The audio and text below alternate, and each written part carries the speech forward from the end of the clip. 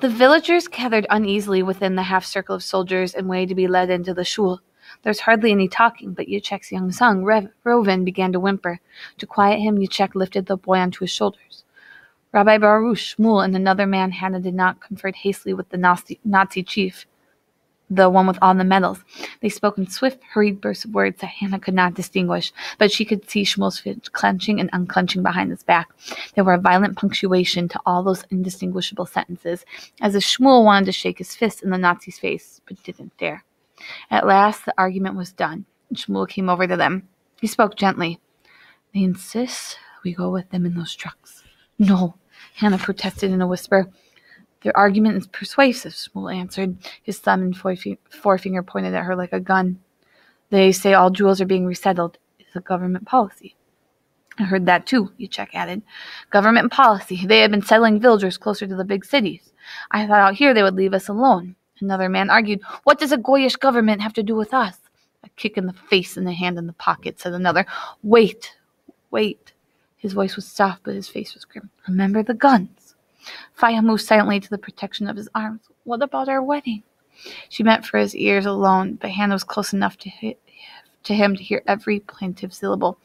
We will be married, Faya. Your father will marry us. Maybe not here in your shul. Maybe not even under a wedding canopy. Not even under a canopy. Faya was shocked. We will be married in God's sight, Shmuel said adamantly. I promise you that nothing will keep us apart. The Nazis will, Hannah said suddenly. She could feel the rapid thudding of her heart as she spoke. They take you from here and they put you in a concentration camp. They'll put you in the gas ovens and kill you. She could hear her voice rise in pitch, its intensity frightened. Chaya! Gittel said sharply, putting her fingers up to Hannah's lips and whispering at her. Hush! The soldiers will hear. Turning in Shmuel's arms, Faya stared at Hannah, her beautiful face sharp, her eyes nearly all pupil. How can you talk like that? Your words will fly up to heaven and call down the angel of death, the bridegroom with his poisoned sword. Gittel shook her finger at Faya. Nonsense! You talk like one of the old women in the village. Angels and poisoned swords. Why not flying chariots in the finger of the Lord? Chaya does no such thing. How could she? She is only a child, as you are no longer. She is a child with too much imagination and stories filling her head. She has been recalled by a miracle from the doors of death. Shame, Faya, to make her into some kind of monster. Rachel interrupted. Tante Gittel, I know that what Chaya is talking about. She told us a story this morning about two children named... She thought for a moment. Yes, Hansel and Gretel. Gretel, Hannah corrected automatically. Yes, Gretel, Rachel said. And there was a witch who shoves the little boys in the oven and eats them. She shuddered and drew a deep breath. A fairy tale. The gas ovens, I mean, are no fairy tale, Hannah said. Gittel raised her chin, squinted her eyes, and ignoring Hannah, addressed Faya directly. See, my almost sister-in-law. The child was just reciting a story. Surely have more important things to worry about than Bob Menzies tall tales. Her hands went up and then back down to her skirt where she lighted them twice.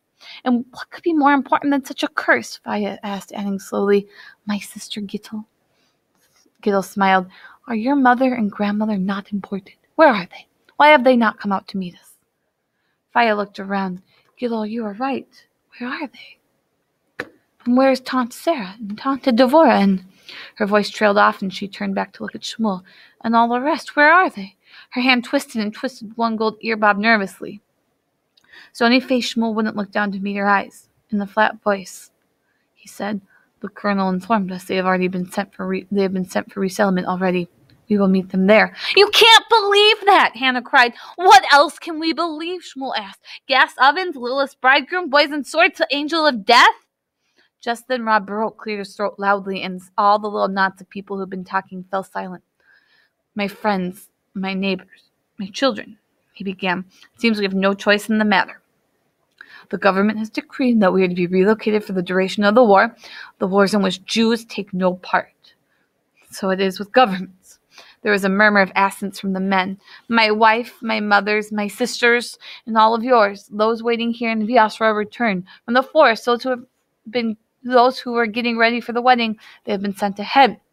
They have taken with them what clothing and household goods we shall need in our resettlement camps. But what of our clothes and our goods? Yitzchak, those of us not from Vysk. We will share what we have, said the rabbi. Or are we not all neighbors and friends? Are we not all brothers and sisters in the God's eye? Are we not? All will be taken care of, said the Nazi colonel, interrupting smoothly. "You will want for nothing." "We wanted for nothing except to be left alone here in Vyask," said a voice. "Nevertheless," the colonel continued smiling, "in this matter we make the ruling. When you get to your new homes, anyone who wants to work will be treated humanely. The tailor will sew, the shoemaker will have his last, and you will be happy among your own people, just as we have been happy you have followed the government's orders." The snake smiled, but shows no teeth, murmured the Bakhan. Hannah wondered if anyone else heard him. Raising his hands, the rabbi began to speak. "The colonel has assured me that some of his soldiers will remain billeted here to guard our stores and houses and schools from harm when we are gone. At my request, the soldiers will pay special attention to the shul to make sure the peasants do not desecrate it. Better the fox to guard the hens and the wolves to guard the sheep," Bajin said. This time he was heard, and there was murmurs in the crowd. One man called out, "But why, Reb Borak, why would they billet soldiers here if they need elsewhere for war?" "Am I a general to answer such questions?" the rabbi asked. "Am I the head of state? I only know what they have promised me, so this I will believe. They say the war is almost over, and we will not be gone from Vyas for long." "How long is eternity?" the Bachan muttered. Hannah tried to speak again, but this time Giddel's hands covered her entire mouth. "Be still, child," Giddel whispered. "Whatever your objections, be still. This is not one of your stories that ends happily ever after. There are not imaginary bullets in those guns. Listen to the rabbi. He is right to calm us. If we go quietly, no harm will come." Suddenly remembering the pictures on television, the ones that made her grandfather so crazy, Hannah shook her head. She shook it silently, as Giddel commanded. She wanted to cry. She knew she'd felt better if she could, but no tears came. Drawing a deep breath, she heard the rabbi begin to pray aloud. "Shema Yisrael, Adonai Alanu, Adonai Echad. Hear, O Israel, the Lord our God, the Lord is one." The others joined in, even Hannah. They climbed into the trucks in family groups, reluctant to be parted. Since Shmuel would not let go of Faya's hand despite the rabbi's fierce stare, the rabbi was forced to climb into the truck with them, standing next to Hannah. Yishak handed his children up to Gil one at a time. She kept her arms tight around the little girl, Zipporah.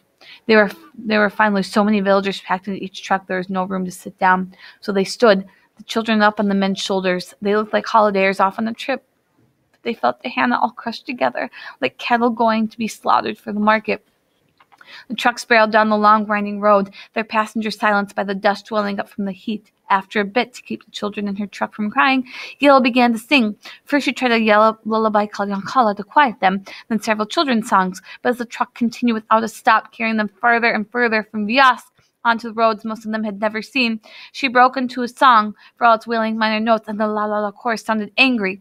Hannah tried to make out the words above the noise of the truck. They were about someone called Hopper, a sancher or kidnapper, who dragged men off to the army. One verse went, "Sir, give me a piece of bread. Look at me, so pale and dead."